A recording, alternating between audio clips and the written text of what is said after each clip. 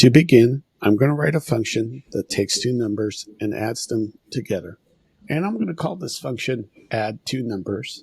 And I'm going to give it two parameters, number one, number two. So what are parameters?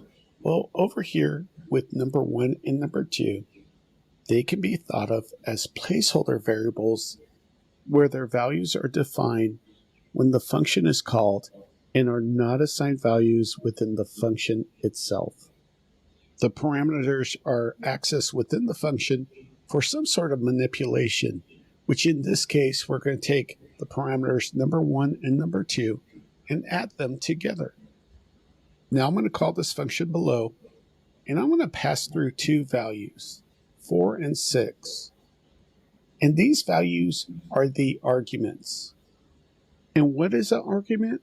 Well, that's the actual value that gets passed through the parameter into the function to be used. So for this function, 4 becomes the actual value for the parameter number 1. 6 becomes the actual value for parameter number 2. And in turn, with this function, we're going to end up adding 4 plus 6. Now there's a slight problem here. The way this function is structured, even though 4 plus 6 equals 10, the function will give you a value of undefined. The reason being is that in JavaScript, whenever a function is given data to create a result that you wish to be given back, you need to return it.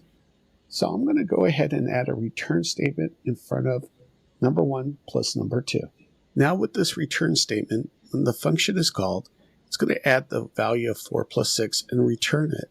And with the return statement, that will also end the execution of this function.